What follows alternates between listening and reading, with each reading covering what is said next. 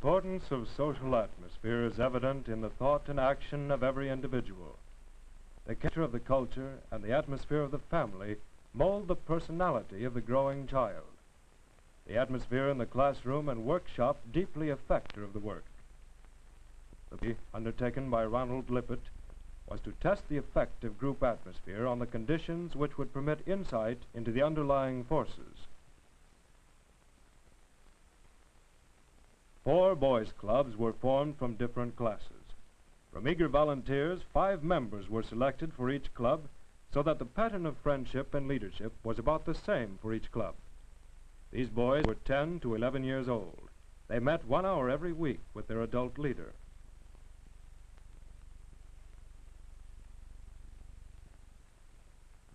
Three distinct social climates were created. The first of these was democratic.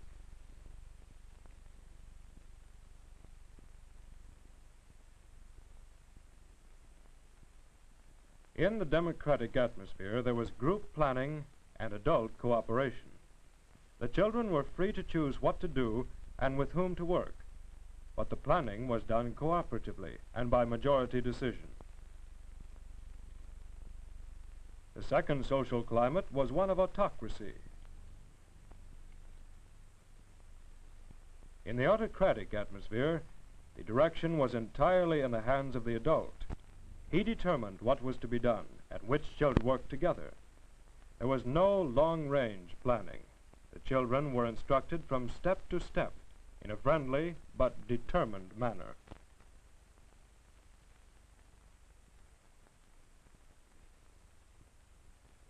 In the third group, an atmosphere of laissez-faire prevailed. In the laissez-faire atmosphere, there was individualistic freedom with a minimum of adult participation.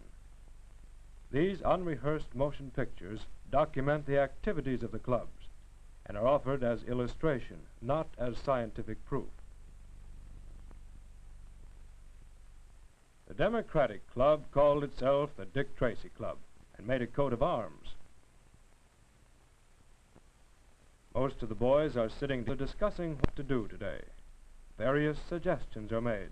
Different long-range plans are discussed in detail.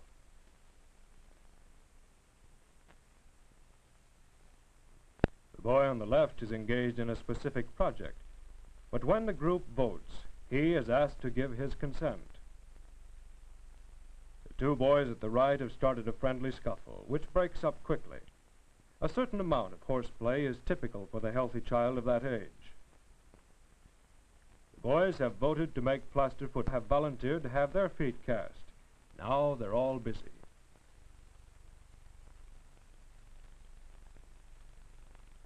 The boy in the middle has just made a cast of his foot. Everyone is interested and active. The boy at the left is still sawing, and in the background, 3 boys and the leader work as a group. The Democratic leader participates as a regular fellow. He gladly gives technical advice, but only if asked. He carefully avoids any domineering behavior.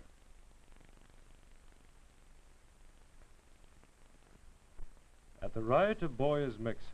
The boy at the left is sawing. The boy in black in the rear is also sawing, and you'll notice he's very persistent. Work proceeds with much spontaneity. Small groups emerge. But working alone or in teams, the spirit of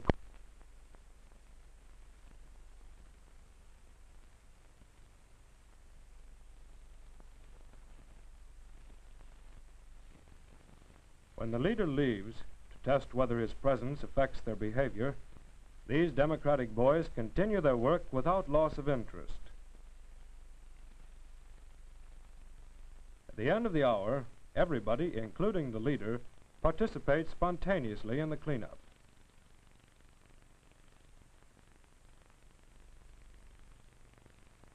As our Autocratic Club, we present the Secret Agents, number 52.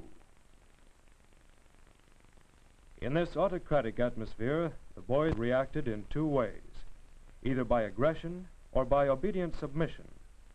In the first place, the boys were somewhat rebellious against their leader and showed much aggression against their fellows.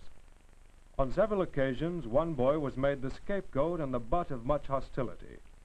In other groups, the same degree of autocracy led to obedient submission, a kind of apathy. The secret agents show the typical characteristic of the submissiveness. This is the beginning of a meeting. Dependent and lacking in self-direction, the boys sit around, idle, waiting for their leader to arrive and direct their activities.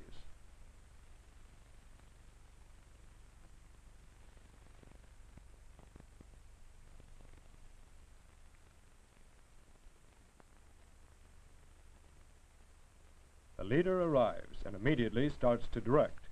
The boys follow orders without discussion. The leader supervises but does not participate. He stands over the group. The boy at the right needs help with his apron. The autocrat does not give assistance, but orders another boy to fix the apron. The leader sees to it that every detail is carried out correctly. Soon, everybody is busy carrying out directions. Work proceeds as intensively as in democracy, but the product frequently shows a poorer quality. Note the complete conversation among the boys. They communicate only with the leader, and if they wish advice, they ask him. The boy in the foreground has directed his attention elsewhere, but the autocrat orders him back to work.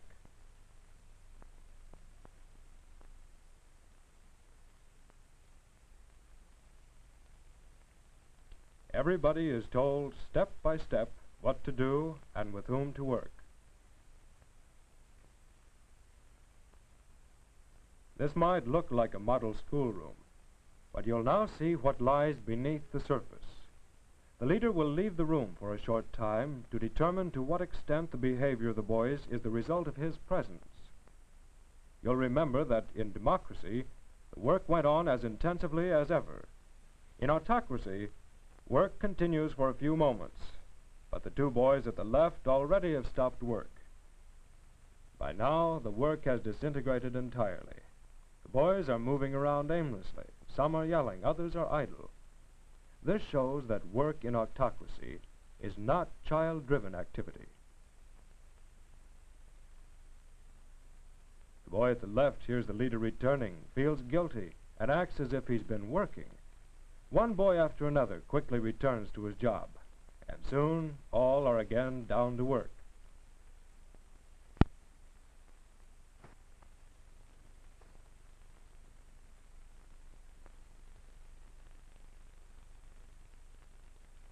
Under autocracy, cleanup at the end of the hour is typically thorough and painstaking.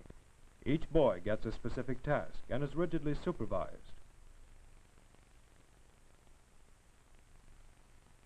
The Law and Order Patrol Number 10 is our example of the third social atmosphere, that of laissez-faire. In the laissez-faire situation, everybody does only what he wants to do. The adult in the background stands aloof. He's ready to serve as a technical expert if asked, but he doesn't participate in the activity of the boys as the democratic leader did. He has little effect on the atmosphere. The boys have started with the material available. One boy approaches the leader for advice. Two other boys join him. A cooperative activity seems to emerge. The boy at the front and the boy at the right rush toward the group in the back. However, the cooperative work quickly disintegrates. The cooperative beginning lacks sufficient momentum to bring about group planning and group decision. Without these, the work disintegrates into individual projects, which frequently interfere with each other.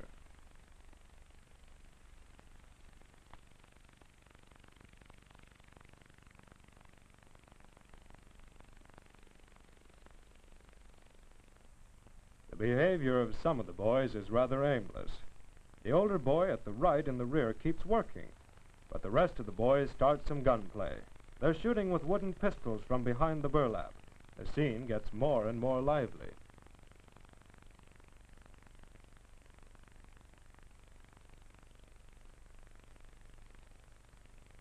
Anarchic freedom can also lead to boredom. The boy at the left doesn't know exactly what to do.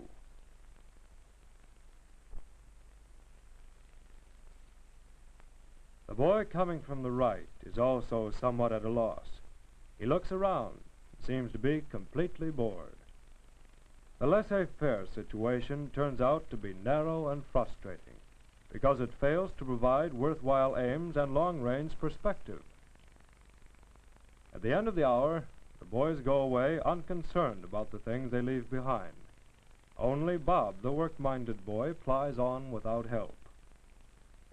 Our statistical results for these groups show that friendly behavior and we feeling are greatest in democracy, least in aggressive autocracy.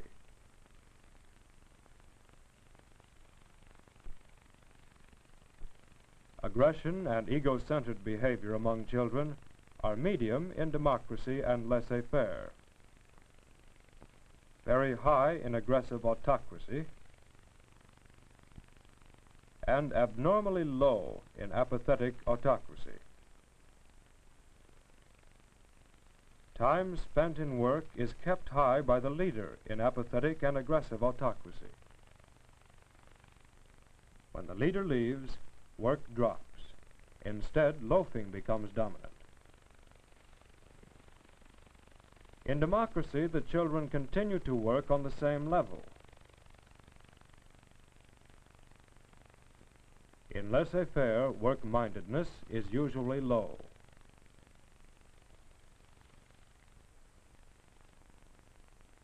In the first club meeting, the amount of hostility among children is about the same in the democratic and autocratic clubs.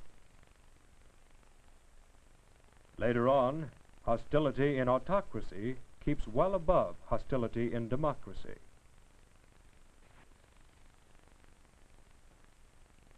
At the fourth and fifth meetings of autocracy, the children, too weak to attack the leader, gang together against Tom, and he quits. At the sixth, seventh, and eighth meetings, George is made the scapegoat until he quits. Scapegoat outbursts never occurred in our democratic clubs. To show the result of changing the group atmosphere, a new adult leader appears at the seventh club meeting. The new leader follows a different policy and creates a different atmosphere.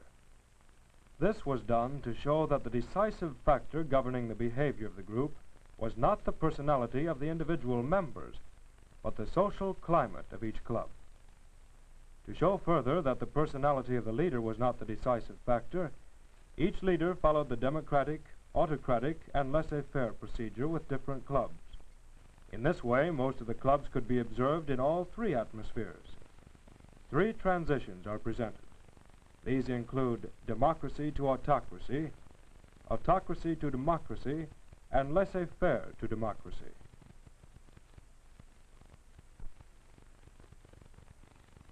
On the last day before the change to autocracy, the Dick Tracy Club is as democratic as before. The leader participates in the work as a regular fella. The boys are intensely interested and busy. The two boys at the left are sawing eagerly.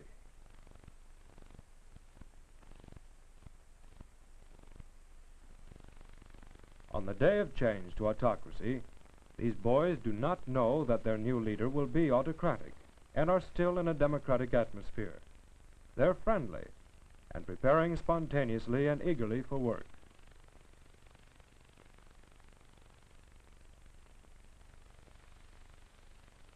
The leader's arrival doesn't draw much attention from these independent boys.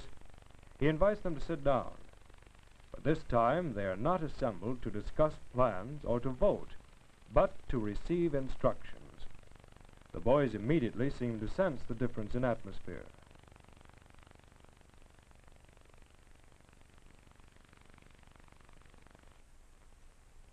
The boy in the foreground seems to be most puzzled and impressed by the change and doesn't know what it's all about. The boys start to follow the leader's instructions. Detailed orders quickly make the boys dependent on the autocrat for directions. Instead of consulting with a friend, the boys ask the leader.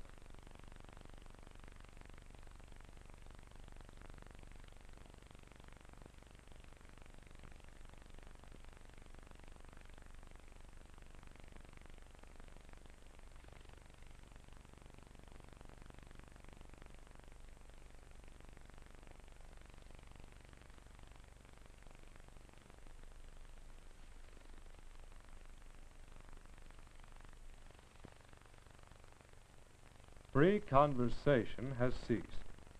The lively atmosphere and free communication between members that prevailed but a few minutes ago has changed to a situation where every boy pursues the task he's received more or less isolated from his fellows.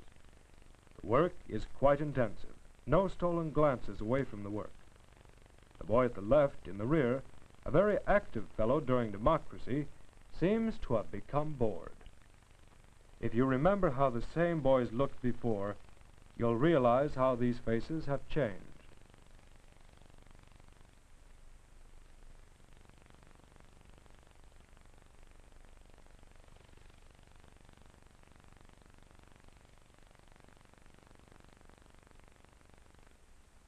The boy on the table at the extreme right is swinging his legs.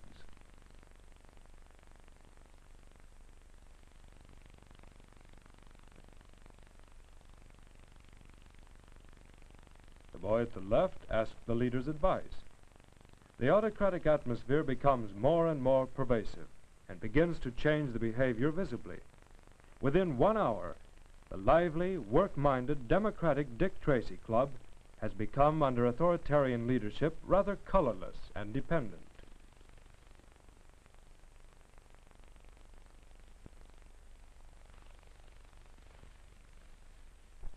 The fifth day of autocracy found the new pattern of behavior fully established. The boys are making airplanes. The leader holds the blueprints.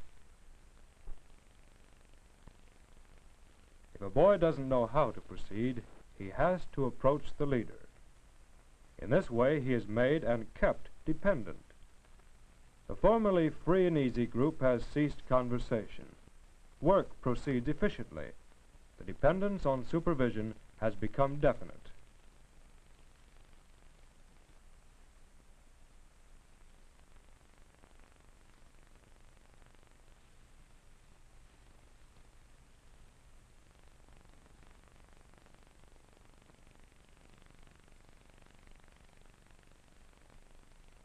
When the leader left in democracy, these same boys proceeded at full speed under their own steam. Now, in autocracy, work soon fades. The boy in the middle smiles. It is the first smile you have seen in the autocratic atmosphere. The boy at the left relaxes visibly. Conversation starts. The boy at the right feels free to leave his place. With the leader gone, pressure ceases and the tension eases off.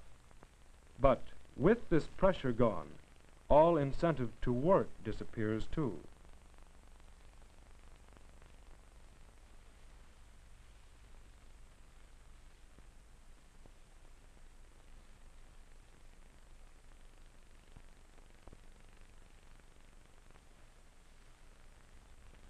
One boy leaves his work entirely and goes to the corner. Here at the extreme right, he's reading a book. A typical authoritarian cleanup. Minute supervision. No talking to one another. No smiling.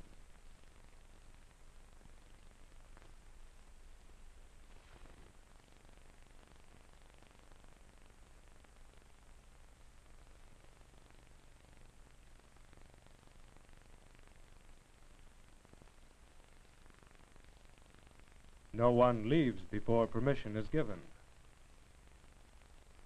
Every scrap must be picked up.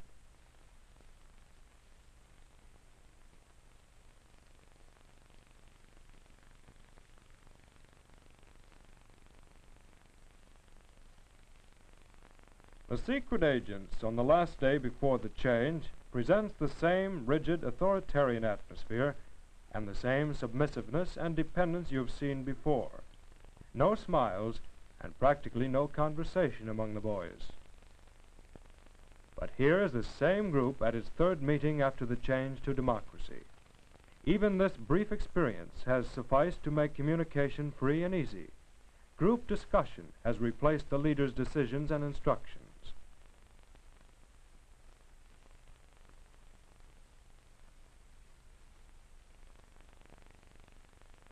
The boys are intently engaged in soap carving. Observe how the faces have changed. Smiles and friendliness have replaced the solemn reception of instructions in autocracy. These boys are making model airplanes, but now the blueprint is accessible to everyone, and the boys proceed with a cooperative plan. But how much more fun? One boy is testing airplane glue. The change from democracy to autocracy was much slower than from autocracy to democracy, because autocracy is imposed upon the individual. Democracy one has to learn. On the last day before the change, the Law and Order Patrol shows the typical characteristics of laissez-faire. Much horseplay goes on. The entrance of the adult means nothing to the members. A cooperative endeavor seems to develop. However, it soon disintegrates. Without real goals, the members engage in disorganized play.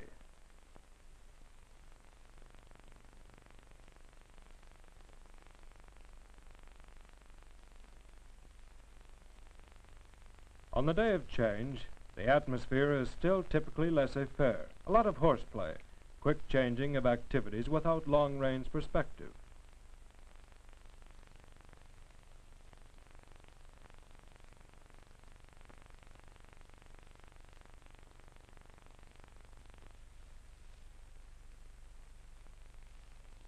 A democratic leader will have a difficult time with these boys. If he clamps down on them, he may get autocracy. If he does nothing, the club will remain anarchic. The new leader is seated on the fringe of the group, listening unobtrusively to the talk of the boys.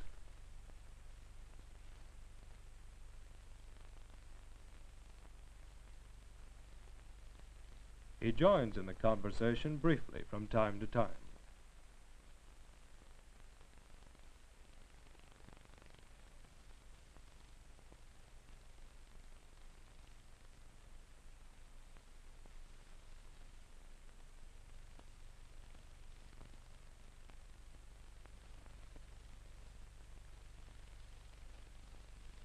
The boy at the extreme left appears to need help. The leader shows him how to do it.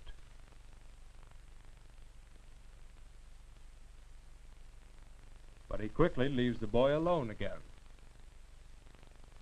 Gradually, the adult increases his participation. He becomes more and more an accepted member of the group.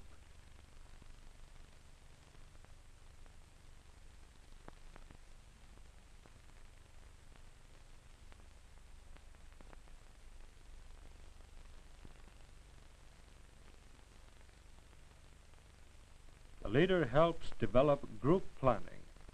The atmosphere gains in steadiness. Work has started. Disorganized activity, however, still crops up.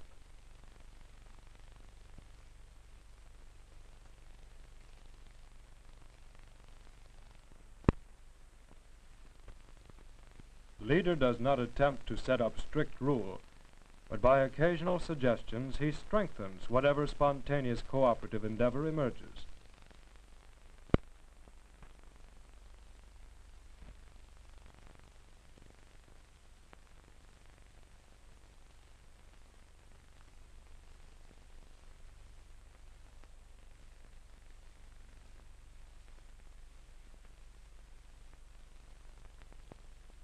His presence seems to have a quieting effect. Cooperative planning and group work become more predominant.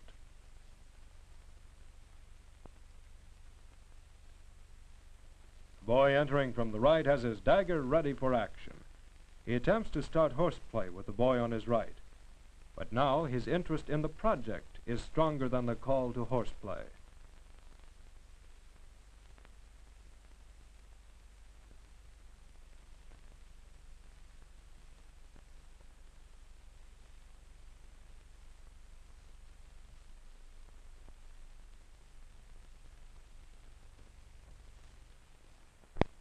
The boys have really gotten down to business. Friendly discussion, the first organized vote in the new democracy.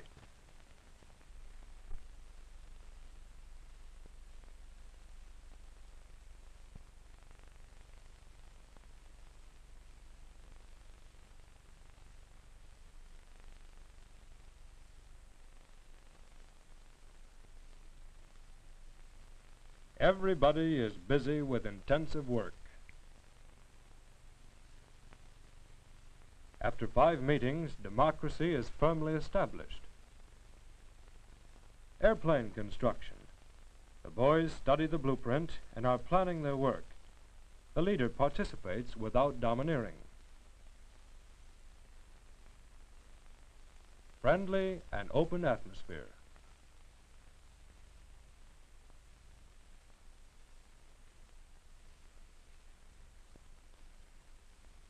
The boys follow through their plans to construct the model airplane with the help of the blueprint.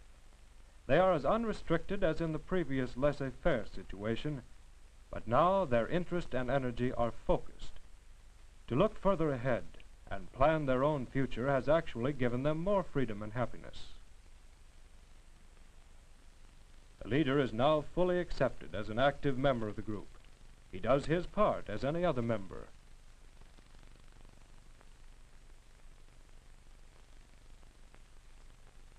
The atmosphere now closely resembles the situation of intensive and deep interest displayed by the first democratic group.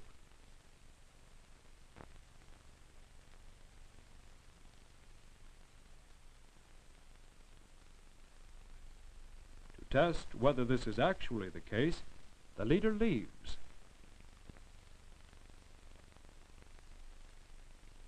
Work goes on as intensively as before. In autocracy, the organization of the group is based entirely on the autocrat. Take him away, and anarchy results.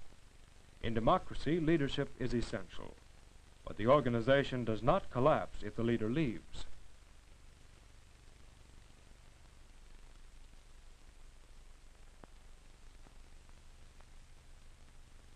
These boys, like those in the first democratic group, continue to work because their actions do not follow orders from above, but spring from their own needs.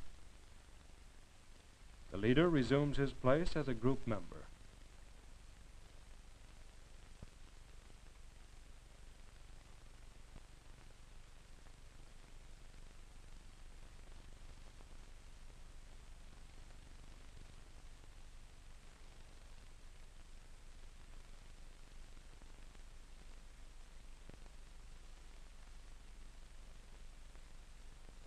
The Law and Order Patrol, which a few meetings ago was a restless group, without interest in or ability for persistent work, appears to have changed its character.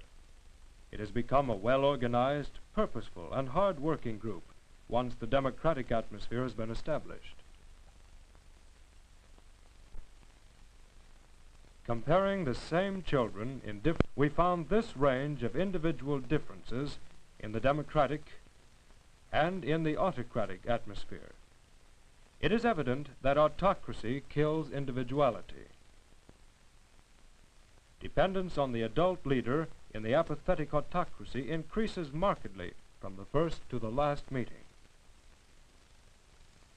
But after a change to laissez-faire, the same children showed little dependence, with a slight increase due to insecurity at the end of that period. In democracy, the same children show a consistently low level of adults. In-group positively low in laissez-faire,